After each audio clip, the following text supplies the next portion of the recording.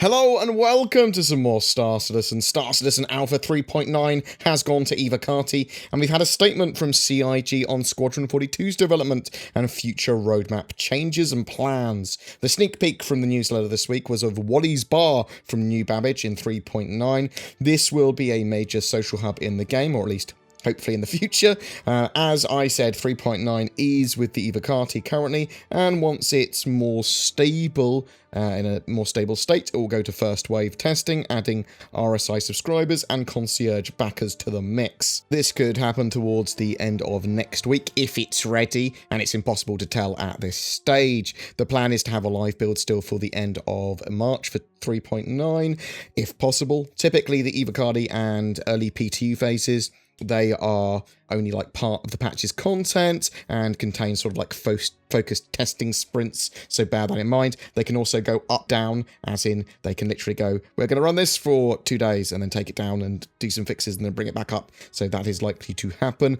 I am unable to discuss specifics of any given Evocati patch as I'm an Evocati member and under NDA, not that I've had time to test this latest patch yet. Roadmap-wise, CIG are prepping for 3.9, obviously. It's a major focus for the studios over the next couple of weeks at least. But another major focus for the studio for many years has been Squadron 42 Episode 1, and CIG have now begun to address problems in the way the roadmap for the Squadron 42 single-player campaign is conveyed to backers and to us, and updates, all that sort of stuff, how we receive them about the game. So they've made a little statement. When we first embarked on this roadmap journey 2 years ago, our goal was to make communication more transparent, specific, and insightful for all of you who helped make Star Citizen and Squadron 42 possible.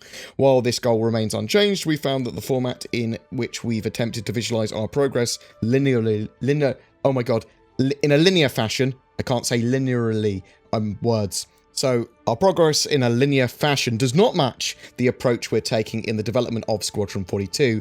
We want to be clear, progress on Squadron 42 is happening, and we're broadly happy with that progress. But we know that our roadmap is not reflecting that progress. Over time, we found that the roadmap as presented does not and cannot accurately represent development on a AAA chapter-based story-driven game like Squadron 42.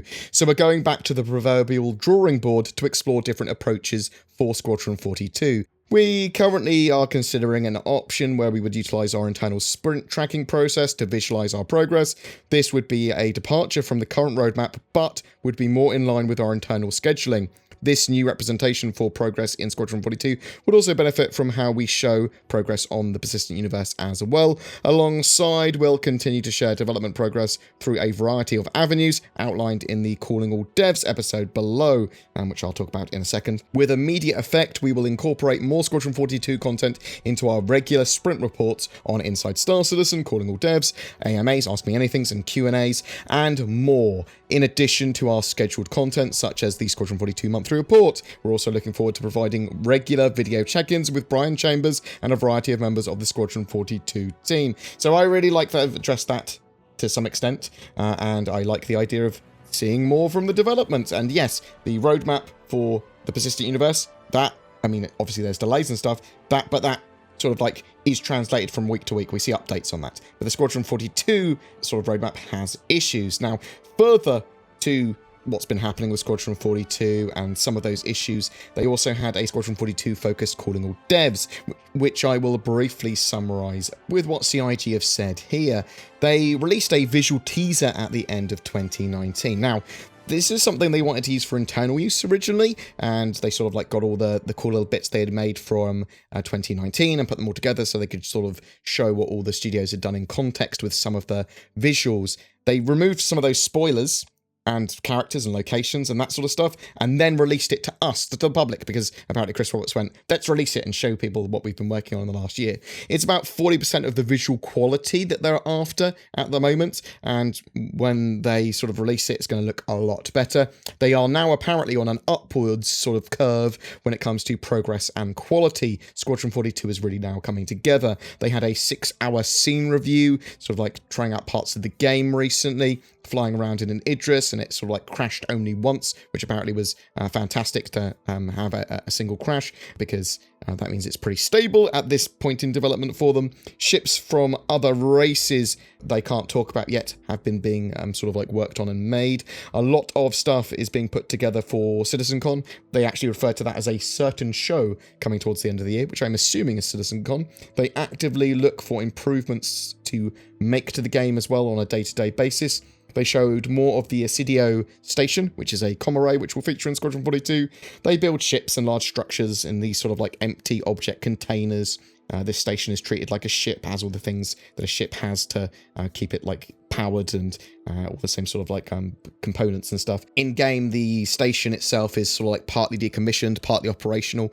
That's going to be a cool location that we go to or visit or fight in, or all of them.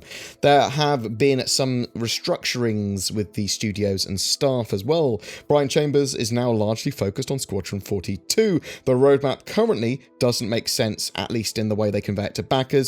If they leave it as is, all chapters will sort of like be completed at the same time rather than in a linear progression, which I think some people were expecting. The chapters are effectively being worked on in parallel. So, as I said earlier, that's one of the reasons they're going to need to convey it differently to us, that roadmap. When giving us Squadron 42 updates, they want to avoid spoilers. There are more characters and locations that they are hiding from us at the moment. They want to update the format of the roadmap for Squadron. They are progressing with Squadron every day, though. They are exploring various new options. They want to tell us why things have changed from week to week, what priorities they have. They want to show the blocking out of their time. They want to explain features and generally be more informative. A lot of Squadron 42 work, mix it into the persistent universe, and we could start to see more and more details of how these sort of like combine together. They want to try and do some more AMAs and sprint reports for Squadron 42 content. They will expose more of Squadron 42's development to backers. They recognise they haven't been able to communicate as much as they'd like to up to now in a way that is focused and efficient. The design teams have been focused on FPS, dogfighting, and social aspects of the game as teams. Lots of features share commonality with Squadron and Persistent Universe, obviously. So the flight model is obviously the same. So we are in the same position with the Persistent Universe flight model as they are with the Squadron 42 flight model. So it's not where they want it to be yet. Much improvement is needed. The game is obviously heavy narrative scenes that drive the story forward, and you're part of that scene. Rudeness is taken into account as well, apparently, in Squadron 42. So what I mean by that is that if you break away from conversations or you do something like bump into people repeatedly, that sort of stuff, NPCs will remember that in the future. The female player mocap is different in Squadron than the male mocap.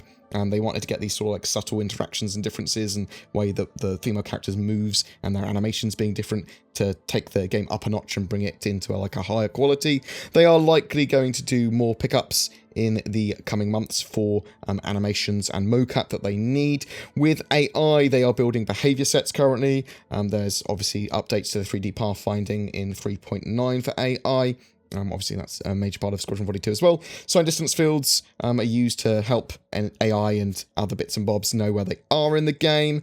Currently, work on NPCs is progressing with tactics, working out different types of tactic, varying tactics, and using cover appropriately. AI is going to react to the room system, sort of like pressure and depressurization, all that sort of stuff, as well as the player status system with buffs and debuffs, and understanding that cold is bad and they need to wear particular gear to go into certain areas or whatever, and then they'll use that to help make the decisions about where to engage and where to move to and all that sort of jazz. The NPC bartender actually represents quite a lot for work to vendors, NPCs, social AI, NPC interactions, player interaction, and is sort of like, I suspect, going to be the gold standard for social AI aspects of the game. It's something that they've been wanting to get in and have that sort of like character be able to really interact with the world and affect a player's experience, be able to get them drinks and all that sort of jazz as well. And that's it for today's video. I like the long form Calling All Devs. The Calling All Devs episode was a pre-recorded thing, but it was over half an hour or whatever. It was a good video. Though I did feel that we didn't get enough tangible information that I wanted, but I'm always going to want more information, admittedly, and I'll always criticize stuff, even when it was pretty good. But I think it's definitely good that CIG have made some statements on Squadron 42's development, and it'll be interesting to see how progress is conveyed to us in the future.